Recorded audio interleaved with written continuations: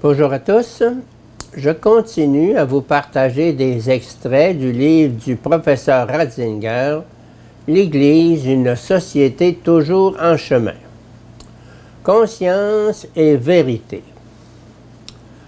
Morale de la conscience et morale de l'autorité semblent s'opposer entre elles comme deux modèles totalement incompatibles.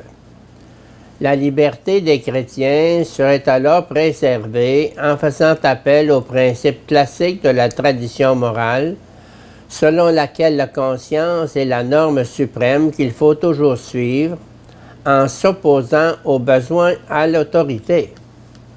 Ce caractère d'instance ultime qu'assume la conscience, certains penseurs la synthétisent par la formule selon laquelle la conscience est infaillible. Mais c'est tout autre chose de savoir si le jugement de la conscience, ou ce que l'on prend pour tel, est également toujours juste, c'est-à-dire s'il est infaillible.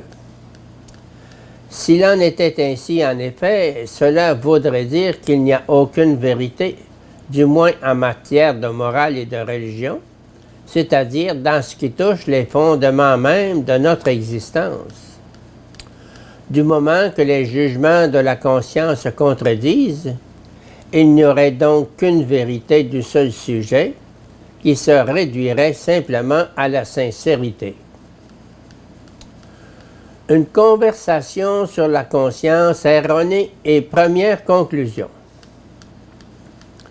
Un jour, un collègue plus âgé que moi en vint à dire au cours d'une conversation qu'il fallait rendre grâce à Dieu d'avoir permis à tant d'hommes de pouvoir être non-croyants en toute bonne conscience.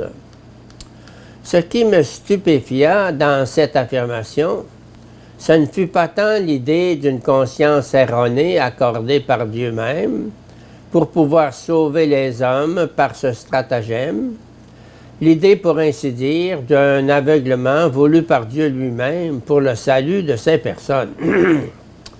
Ce qui me frappa le plus, ce fut l'idée que la foi est un fardeau lourd à porter, convenant uniquement à des natures particulièrement fortes. Presque une sorte de punition, et en tout cas tout un ensemble de lourdes exigences difficiles à affronter. Dans une telle conception, la foi, loin de rendre le salut plus accessible, le rendrait plus difficile. Il faudrait donc se réjouir de n'avoir pas à supporter le poids de devoir croire et de devoir se soumettre au joug moral que la foi de l'Église catholique implique.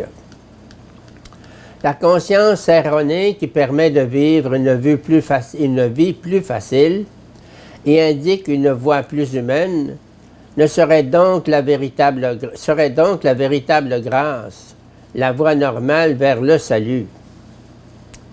Je répète, la conscience erronée qui permet de vivre une vie plus facile et indique une voie plus humaine serait donc la véritable grâce, la voie normale vers le salut. La non-vérité, le fait de rester loin de la vérité, serait pour l'homme mieux que la vérité. Ce n'est pas la vérité qui le libère, il devrait au contraire en être libéré. L'homme se sent mieux dans les ténèbres que dans la lumière. La foi n'est pas un don, un beau don du bon Dieu, mais plutôt une malédiction. S'il en est ainsi, comment la foi pourrait-elle susciter la joie? Comment même avoir le courage de la transmettre aux autres? Ne vaudrait-il pas mieux leur épargner ce poids ou même les en tenir éloignés?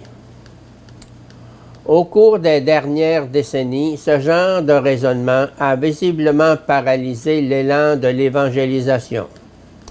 Si l'on comprend la foi comme un lourd fardeau, comme l'imposition d'exigences morales, on ne peut guère inviter les autres à croire. On préfère les laisser plutôt dans la liberté présumée de leur bonne foi.